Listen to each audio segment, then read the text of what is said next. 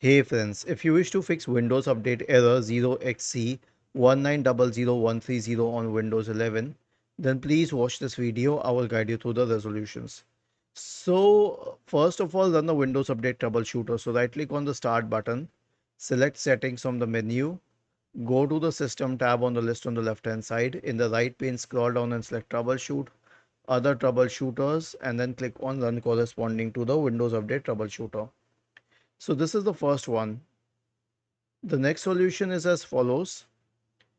I have a script for you. This is to reset Windows Update components. Simply copy the script and search for command prompt in the Windows search bar. Click on Run as Administrator, paste it here and hit enter.